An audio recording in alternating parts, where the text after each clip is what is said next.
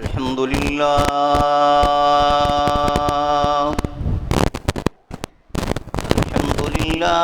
نحمده ونستعينه ونستغفره ونؤمن به ونتوكل عليه ونعوذ بالله من شرور أنفسنا ومن سيئات أعمالنا من يهده الله فلا مضل له ومن يضلل فلا هادي له وأشهد أن لا إله إلا الله وحده لا شريك له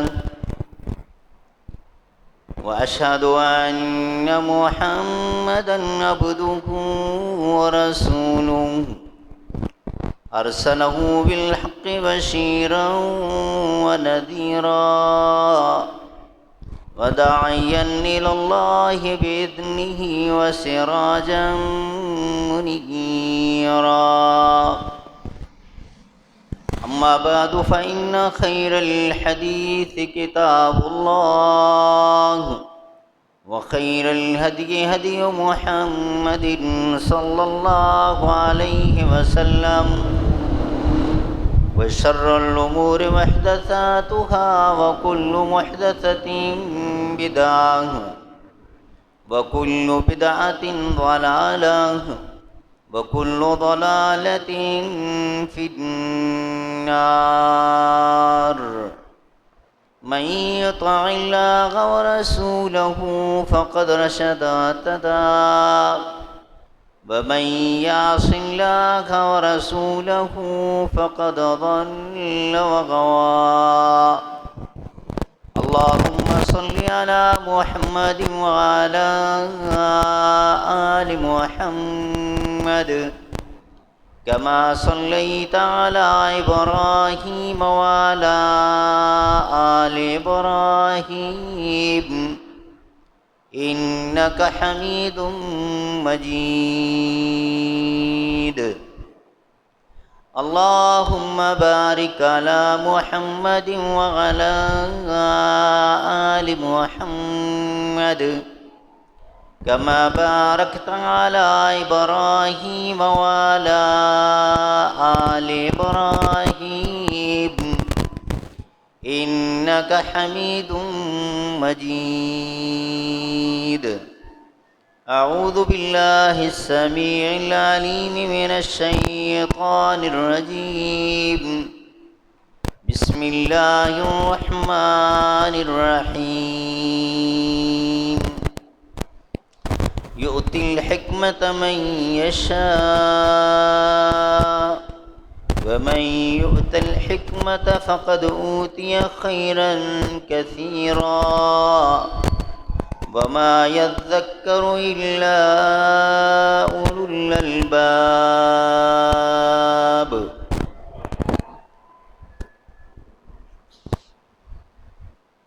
اللہ مالک الملک کی حمد و ثنا اسی کے لیے تعریفات، تسبیحات، کبریائی اور بزرگی، جو اپنی ذات اور اپنی ایک ایک صفت میں بالکل اکیلا، منفرد، بے مثل اور بے مثال ہے۔ اللہ کی طرف سے، اللہ کے فرشتوں کی طرف سے اور ہم سب مسلمانوں کی طرف سے صلاۃ و سلام خاتم الانبیاء حضرت محمد مصطفیٰ صلی اللہ علیہ وسلم کی ذات اقدس پر، جو اللہ کے آخری نبی اور رسول بن کر مبعوث ہوئے، اپنے مالک کا پسندیدہ دین اسلام اور آخری سچا آسمانی صحیفہ قرآن پاک ہم تلک منون پہنچا کر اس دنیا سے رخصت ہو گئے۔ سورۃ البقرہ کی آیت نمبر 269 میں نے آپ کے سامنے تلاوت کی ہے۔ گزشتہ آیات میں جو موضوع بیان ہوا ہم نے 3 خطبات جمعہ میں اختصار کے ساتھ ان کا تذکرہ کیا تھا۔ اللہ مالک الملک کے دیے ہوئے مال کو اپنے زور بازو کی کمائی نہ سمجھنا، بلکہ صرف اللہ کا فضل، رب کا اکرام، اللہ کا انعام سمجھنا۔ دوسری بات کہ اللہ رب العالمین کو خوش کرنے کے لیے جو مصارف ہیں ان میں دل کھول کر یہ مال خرچ کرتے رہنا۔ تیسری بات، مال خرچ کرتے وقت، صدقہ خیرات زکوٰۃ دیتے وقت کن کن آداب اور شروط کا خیال رکھنا تاکہ یہ نیکی ضائع نہ ہو۔ نمبر 4، اللہ تعالیٰ کا وعدہ ہے اپنے نبی کے ذریعے کھلے الفاظ میں اس نے ہمارے ساتھ وعدہ کیا، اور پھر دنیا نے تجربہ کر کے بھی دیکھ لیا کہ اللہ رب العالمین کے لیے مخلص ہو کر جو لوگ اپنا مال خرچ کرتے ہیں، ان آداب کا خیال رکھتے ہوئے جو اللہ نے دیے، ان پر کبھی غربت نہیں آتی، کبھی فقر نہیں آتا۔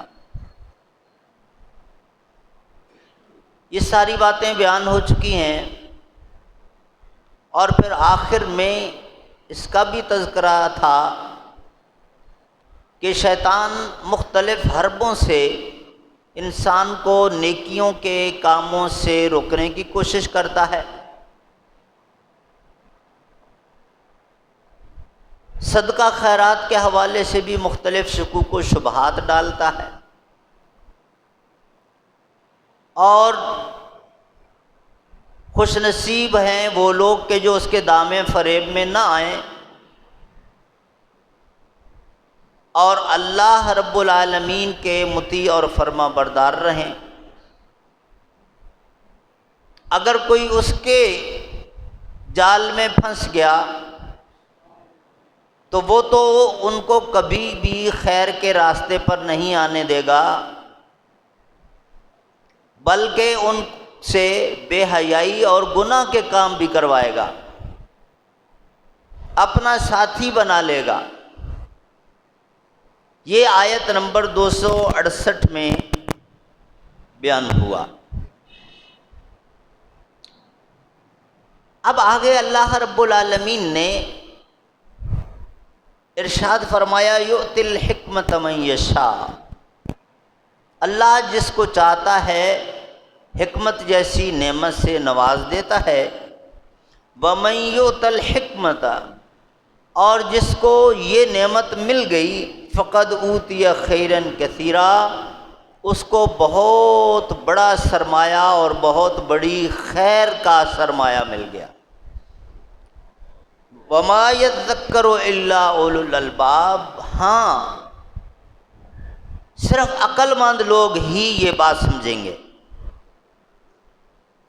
یہ اس آیت کا سادہ ترجمہ ہے۔ حکمت کا لفظ کلام پاک میں مختلف جگہ پر استعمال ہوا،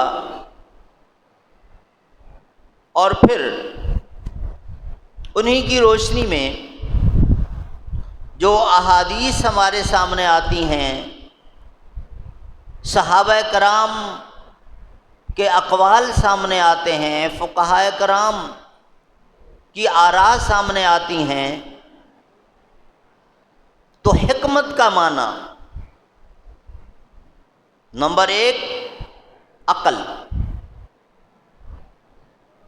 نمبر 2 فہم،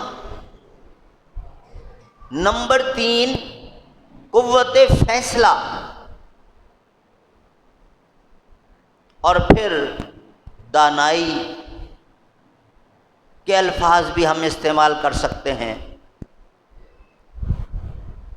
علم کو بھی حکمت کہا گیا،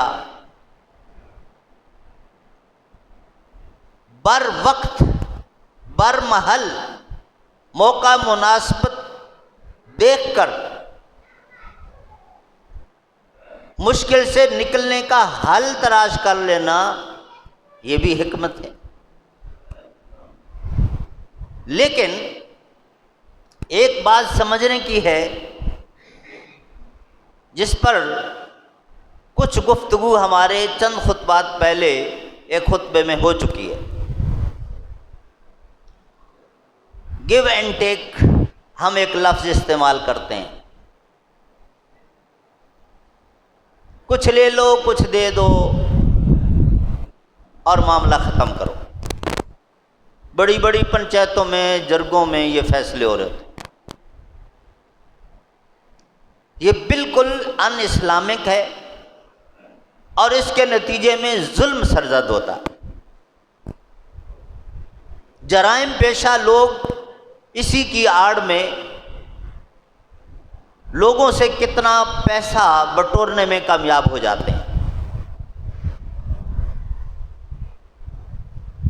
اس کی ایک بالکل واقعی مثال میں آپ کو دے دیتا ہوں، ریئل سٹوری، یہیں کراچی شہر کی،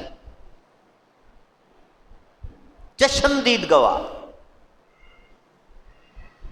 کہ بندہ کنسٹرکشن کا کام کرتا تھا اور بڑا مذہبی اور بظاہر دکھنے میں بڑا نیک، 5 وقت کا نمازی، مساجد مدارس کے کام۔ خود میں نے بھی یہاں ان سے کام کروایا، لیکن پیارے نبی صلی اللہ علیہ وسلم کی ایک حدیث آپ کے سامنے رکھتا ہوں، اس کے بعد اگلی بات کرتے ہیں۔ فرمایا کہ بعض لوگوں کے ساتھ ایسا معاملہ ہو جاتا ہے کہ نیکیاں کرتے کرتے کرتے کرتے کرتے زندگی گزر گئی اور گویا کہ جنت کے بالکل دروازے پہ پہنچ گیا بندہ، بس اگلے لمحے اس کو جنت مل جانی ہے، جنت میں چلے جانا ہے۔ لیکن عین وہاں پہنچ کر کوئی ایسا کرتوت اس سے سرزد ہو جاتا ہے، شیطان اس کو بہکا دیتا ہے اور ایسی بڑی حرکت کر بیٹھتا ہے کہ وہاں سے اٹھا کے دوسری طرف جہنم کی طرف پھینک دیا۔ تو اللہ تعالیٰ کی امان چاہیے، اللہ کی پناہ مانگے بندہ کہ اگر نیکی کی اللہ نے سمجھ دے دی تو پھر اسی پر رکھے اور اسی پر خاتمہ ہو۔ خاتمہ اگر غلط ہو گیا، آخری وقت میں بھٹک گیا تو پچھلی گئی نیکیاں ضائع، بہت بڑا خسارہ ہے۔ اب اس کے برعکس بھی آپ نے فرمایا کہ ایک بندہ گناہ کر کر کر کر کر کے ایسے لگا جیسے بالکل جہنم کے دروازے پر پہنچ گیا اور کسی بھی لمحے فرشتے اس کو پھینک دیں گے جہنم۔ لیکن کوئی ایسا واقعہ، کوئی ایسا جھٹکا، کوئی ایسی شوق اس کو لگی کہ ایسی اس نے سچی توبہ کی کہ وہ جنت کی طرف آ جاتا ہے۔ یہ خوش نصیب ہے۔ ٹھیک ہے پچھلی غلطیاں رہیں، لیکن توبہ کی توفیق مل جانا یہ اللہ کا بہت بڑا کرم ہے۔ پھر ساتھ ہی دوسری بات کہ کوئی بھی بندہ 100 سال سے بھی اوپر عمر ہو جائے، اللہ کی رحمت سے مایوس نہ ہو کہ میں نے تو ساری زندگی اپنی ان اوٹ پٹانگ حرکتوں میں گزاری، میری تو بخشش ہونی نہیں ہے۔ بالکل نہ سوچے ایسا۔ جو ہی احساس ہو گیا ایک لمحہ ضائع کیے بغیر اللہ سے معافی مانگ لے، توبہ کر لے، اللہ کا دروازہ کھلا۔ تو بہرحال اس بندے کے ساتھ کچھ ایسا ہو گیا، بھٹک گیا وہ اور غلط کام کرنے لگ گیا۔ کوئی بھی کام لیتا اور ایک سٹیج پہ جا کے چھوڑ کے غائب ہو جاتا، 3-4 مہینوں کے بعد نمودار ہوتا اور مالک سے بہت بڑی اماؤنٹ ڈیمانڈ کر لیتا، بلیک میل کرتا اور 20% پہ اس نے کچھ بدماش ہائر کی ہوئی ہے 4-5 ان کو پیچھے لگا دیتا۔ بھٹک گیا۔ ایک صاحب نے اپنے والد صاحب کے نام پہ مسجد بنائی، وہاں بھی اس نے ایسا ہی کیا، غائب ہو گیا اور پھر گیا ان کے پاس اور ان کو کہنے لگا جی کہ میں نے آپ سے 20 لاکھ روپے لینے اور آپ اس کا بندوبست کریں۔ اس نے کہا حاجی صاحب پیسے کہیں نہیں جا رہے، پہلے اپنی خیریت بتائیں کہ 3-4 مہینے آپ کہاں تھے؟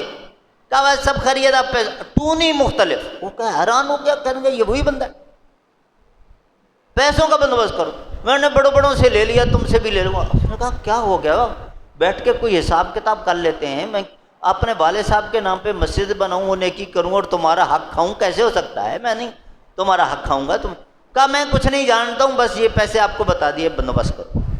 اور وہ بندے اس کے پیچھے لگا دیے۔ اللہ تعالیٰ کو اس بندے کی جس نے مسجد بنوائی تھی کوئی نیکی پسند آئی ہوئی تھی۔ معاملہ چلتے چلتے ایک عالم دین کے پاس آ گیا جو دونوں کے مشترکہ تھے۔ انہوں نے اسی کے اپنے بندے جو 20% پر ہائر کی ہوئی ہے، پیسے لے کے دینے والے، ان کے ساتھ الگ میٹنگ کی اور ان کو بٹھا کے گاڑی میں سائٹ پہ لے گئے اور کہا بھئی حساب کرو۔ انہوں نے چونکہ خود کہہ دیا تھا کہ ہم بھی کنسٹرکشن کا کام جانتے ہیں، کرتے ہیں، یہ ہے وہ ہے۔ انہوں نے کہا بہت آسان ہو گیا پھر تو فیصلہ ان کا، جب آپ یہ جانتے ہو۔ کہا یہ مسجد، یہ کام، یہ پیسے یہ لے چکا، ڈیری اس سے لے لی تھی، اب بقایا کتنا بنتا ہے؟ تو فارمولاز موجود ہیں لوگوں کے پاس، اتنا کورڈ ایریا ہے، اس سٹینڈرڈ کا کام ہے تو اتنا خرچہ ہے، اتنا سیمنٹ، اتنا سریا، اتنا سارا کوئی، اور لیبر کا یہ ریٹ ہوگا۔ جب انہوں نے نکالا تو ٹوٹل 1,60,000 روپیہ اس کا ڈیو ہوا تھا۔ اب 1,60,000 روپے بھی حقیقت میں ڈیو نہیں تھا، کیونکہ آخری قسط تب ملتی ہے جب بندہ فنش کر کے، کمپلیٹ کر کے چابی دیتا ہے۔ لیکن اب درمیان میں چھوڑ گیا، چلیں جتنا کیا اس میں 1,60,000 اس کے اپنے بندوں نے بنایا حساب۔ اب وہ مانگ رہا تھا 20 لاکھ روپیہ۔ اب جرگہ بیٹھتا، جرگہ عام طور پہ یہی کرتا ہے نا یار 50-50 کر لو، تو 50-50 پہ کیا تو اس کو کہا جاتا بھائی 10 لاکھ روپے دے دو، ہاں بس 10 لاکھ پہ گزارا کرو۔ اب 10 لاکھ بھی اگر اس کو دیا جاتا تو کتنا وہ ایکسٹرا پیسہ لے جاتا؟ 8,40,000 روپیہ۔ یہ ظلم نہیں ہے؟ کیوں ایکسٹرا لے کے جائے، یا وہ کیوں ایکسٹرا دے؟ اس لیے میں نے اس خطبے میں یہ بات کی تھی کہ شریعت کہتی ہے میرٹ پر فیصلہ۔ آپ بھی یہاں بات تو کر رہے ہو تو میرٹ پر فیصلہ ہو، لیکن اس طرح کے معاملات میں آپ میرٹ بھول جاتے ہیں۔ حساب کتاب کیا جائے باقاعدہ، اس کے اگر 20 لاکھ روپے بنتے ہیں تو 1 روپے بھی کم نہ کیا جائے، پورا 20 لاکھ اس کو ملے۔ اور اگر یہ جرائم پیشہ آدمی ہے، اس نے اس کو آڑ بنا لیا ہے، تو پھر آپ مت کہیں کہ جی 20 لاکھ مانگ رہا ہے تو کوئی تھوڑی بہت غلطی لگ سکتی ہے، 2-4 لاکھ کی، اتنی زیادہ تو نہیں ہو سکتی۔ اب ممکن ہے اس کا 1 روپے بھی نہیں بنتا ہو، تو وہ 20 لاکھ کیا 20 کروڑ بھی مانگ بیٹھے۔ فیصلہ یہ ہونا چاہیے کہ جب اس کا 1 روپے بھی نہیں ڈیو تو کیوں ہم اس کو دیں؟ نہیں ملنا چاہیے، میرٹ یہی ہے۔ تو آپ کیسی بھٹائیاں بعد میں ہوتا رہا ہے، لوگ قبضہ کر لیتے تھے پلاٹ پہ آ کے، اور پھر جناب اتنے پیسے دے دو، چل اچھا چھوڑ دیتے ہیں۔ اب جرائم پیشہ لوگوں نے یہ اپنا طریقہ واردات بنا لیا تھا، ہوتا رہا ہے یہاں پر۔ تو بات میں جو سمجھانا چاہ رہا ہوں، میرٹ پر فیصلہ، یہ گیو اینڈ ٹیک جو ہم لے آئے، بظاہر الفاظ بڑے اچھے ہیں، لیکن اپنے رب کی شریعت کے تناظر میں دیکھیں غلط ہے۔ کچھ دے دو کچھ لے لو۔ اور آپ نے دنیاوی معاملات میں دشمنوں کے ساتھ کر کے بھی دیکھ لیا، جب آپ گیو اینڈ ٹیک پر آ جاتے ہو نا تو وہ آپ سے کہتا ہے do more do more do more. ایک کام آپ نے کیا، کہتا ہے نہیں آپ یہ کر دو، دوسرا کر کے دیا، کہتا ہے تیسرا یہ کر دو۔ یہ چلتا رہتا ہے۔ جب آپ ڈٹ جاتے ہو کہ یہ میرٹ ہے، اس پر فیصلہ ہوگا، پھر دشمن کو ایک پیغام ملتا ہے۔ آپ کی ڈاکٹر عافیہ صدیقی کا معاملہ بھی دیکھ، آپ نے ریمن ڈیوس چھوڑ دیا لیکن انہوں نے ابھی تک نہیں چھوڑی ہے۔ تو پھر یہ والے معاملات ہوتے ہیں، کتنا بڑا ظلم ہے یہ۔ بہرحال جو آیت ہمارے پاس یؤتی الحکمت من یشاء، جس کو علم ملا اللہ کا بہت بڑا فضل، جس کو صحیح فہم سمجھ عقل مندی دانش مندی مل گئی، بہت بڑی نعمت رب کی طرف سے۔ جس کو قوت فیصلہ مل گئی، بڑے مشکل معاملات آتے ہیں، وہاں بندہ ڈاماڈول ہو جاتا ہے، فیصلہ نہیں کر پاتا، اس وقت بڑے سے بڑا نقصان برداشت کرنے کا حوصلہ رکھ کر بولڈ سٹینڈ لینا اور صحیح فیصلہ کرنا، قوت فیصلہ اس کو کہتے ہیں۔ اور نبی کریم صلی اللہ علیہ وسلم کی حدیث موجود ہے صحیح بخاری اور صحیح مسلم کہ یہ بندہ قابل رشک ہے،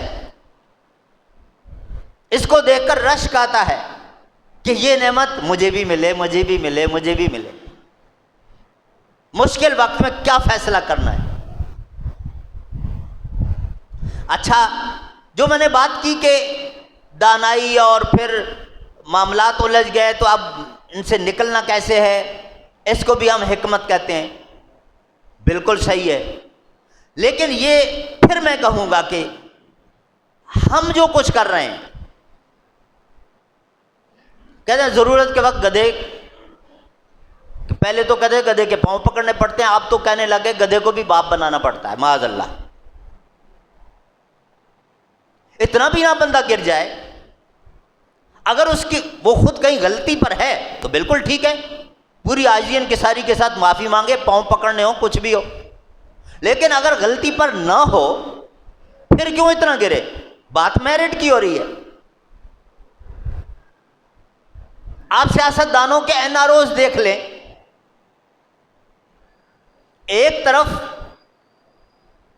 سر عام لوگوں کے سامنے ننگی گالیاں دیں ایک دوسرے کو، کتنی بد تہذیبی ہے، اور ہمارے یہ ایم پی اے اور ایم این ایز ہوتے ہیں، سویلائزڈ لوگ ہونے چاہیے، ان کی گفتگو سے پتہ چلے کہ ہاں بھائی پڑھا لکھا آدمی ہے، کچھ اچھی سوچ والا ہے، پبلک کا درد رکھتا ہے۔ ان کی لینگویج دیکھیں تو بندہ حیران ہو جاتا ہے کہ کس جنگل سے آئے۔ اور پھر اربوں روپے کے معاملات پہ کس طرح واضح طور پہ ایک مجرم کو آپ چھوڑ رہے ہیں، یہ کس قدر اپنے باقی معاملات میں بھی اپنی کرسی خطرے میں ہے تو کچھ بھی کر کے نہیں، بالکل نہیں ہونا چاہیے۔ اور یہ وہ لوگ کرتے ہیں جو خود کہیں نہ کہیں گلٹی ہوتے ہیں۔ جب بندہ خود صاف ہو، چیٹر نہ ہو، جرم نہ کیا ہوا ہو، مجرمانہ سوچ نہ رکھتا ہو، ناجائز پیسہ ہڑپ نہ کرنا چاہتا ہو، وہی بولڈ سٹینڈ لے گا۔ وہ ساری وزارتیں بھی، سارے عہدے بھی چھوڑنے کے لیے تیار ہو جاتا ہے، لیکن اپنے ضمیر کا سودا نہیں کرتا۔ جس کا اپنا ضمیر مردہ ہے اور لالچی ہے اور حلال حرام کا کوئی اس کو خیال نہیں ہے، جائز ناجائز کا اس کو امانت دیانت کا کوئی نہیں پتا، وہ یہ لوگ کرتے ہیں۔ تو ایسے لوگوں کو مت کہیں، کسی کو مفاہمت کا بادشاہ کہہ دیا، کسی کو کیا القاب ہم دینے لگ گئے۔ اگر میرٹ پر کوئی بندہ حق انصاف پر کسی کے ساتھ بیٹھ کے صلح کرتا ہے، اتفاق کرتا ہے، بہت اچھا آدمی ہے، دانا آدمی ہے، عقل مند آدمی ہے، حکمت والا آدمی ہے، اس کو جتنا اپریشیٹ کیا جائے اتنا کم ہے، جتنا اس کو سپورٹ کیا جائے اتنا کم ہے۔ لیکن جس کے پاس میرٹ کچھ بھی نہ ہو، بس جس طرح سے بھی کسی کو کوئی اپنا ضمیر، کوئی حلال حرام، کوئی جائز ناجائز اس کا خیال کیے بغیر صلح صفائی والا، تو یہ شریعت اجازت نہیں دیتی ہے۔ شریعت میرٹ کی بات کرتی ہے۔ میں نے آپ کو واقعہ سنایا تھا حضرت سمیہ کا۔ پیارے نبی صلی اللہ علیہ وسلم رحمت للعالمین، خود رب العالمین نے فرمایا، اور عزیز علیہ ما عنتم حریص علیکم بالمؤمنین رؤوف الرحیم، یہ الفاظ رب کے ہیں محمد الرسول اللہ صلی اللہ علیہ وسلم کے متعلق۔ سادہ لفظوں میں سمجھنا چاہیں تو کانٹا آپ کے پاؤں میں چبھے اور تکلیف محمد الرسول اللہ اپنے دل میں محسوس کریں، ایسی ہستی۔ آپ کو کوئی بڑی تکلیف نہیں، کانٹا چبھا صرف، لیکن محمد الرسول صلی اللہ علیہ وسلم آپ کے لیے تڑپ جائے، یہ ایسی ہستی ہے۔ اب وہ مکہ شہر میں موجود ہیں، حضرت بلال کے ساتھ، حضرت عمار بن یاسر کے ساتھ، زنیرہ نہدیہ ان کے ساتھ کیا ظلم ہو رہا تھا، اور حضرت عمار کی والدہ حضرت سمیہ جن کو اسلام کی پہلی شہیدہ کا لقب ملا۔ مختلف روایتیں ہیں کس قدر ابو جہل نے زیادتی کی، بربریت کی انتہا کر دی، انسان کی زبان لرزتی ہے بیان کرتے ہوئے۔ لوگوں کی موجودگی میں ایک خاتون کو 2 ٹکڑے کیا گیا، اس سے بڑھ کر اور درندگی کیا ہوگی؟ اور رسول اللہ صلی اللہ علیہ وسلم سے وہ آ کر باتیں کرتے تھے، ایک دن آپ اللہ کی عبادت کر لیں، ایک دن ہمارے بتوں کی پوجا کر دیں، ہماری آپ کی صلح، گیو اینڈ ٹیک جس کو آپ کہتے ہو۔ رسول کریم صلی اللہ علیہ وسلم نے کیا کیسے ہو سکتا ہے؟ یہاں تک آ گئے کہ اچھا آپ عبادت اللہ کی کریں، تعریف بھی جتنی اللہ کی تسبیحات، ہمارے بتوں کی بھی ساتھ تعریف کر دیں، عبادت نہ کریں، تب بھی ہماری آپ کی صلح۔ پیارے نبی صلی اللہ علیہ وسلم زبان سے تعریف کرتے ہیں تو پیچھے کیا بچا؟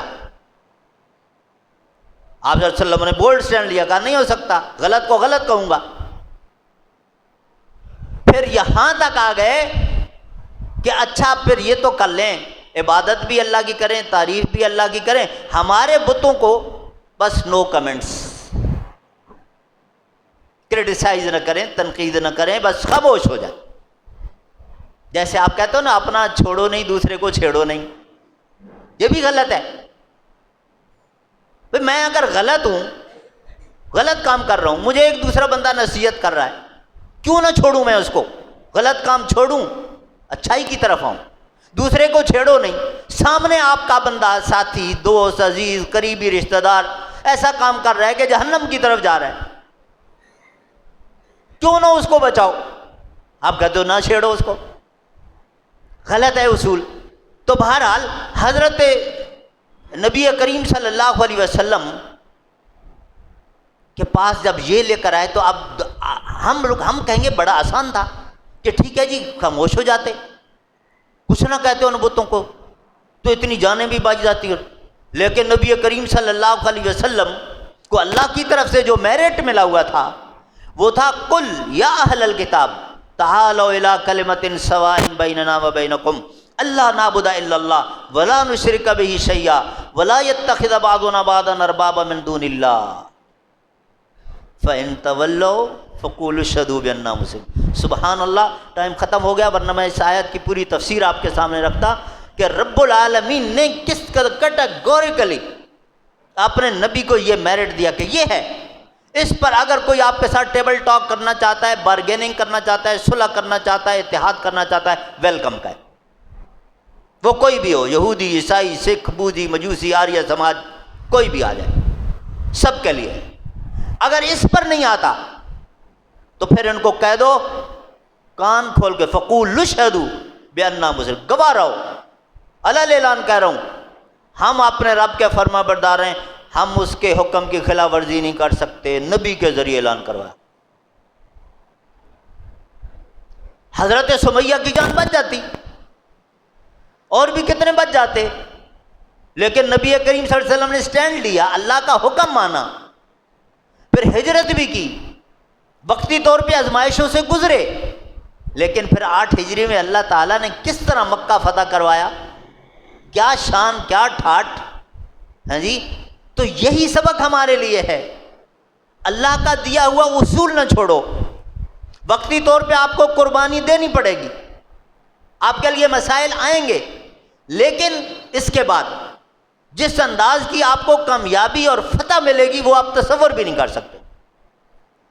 ہم فوراً ہتھیلی پہ رزلٹ چاہتے ہیں نا، یہ غلط ہے۔ احسب الناس ان یترکوا ان یقولوا آمنا وهم لا یفتنون، یہ ٹیسٹ کے بغیر ہی آپ جنت میں چلے جاؤ گے، ایسا نہیں ہوگا۔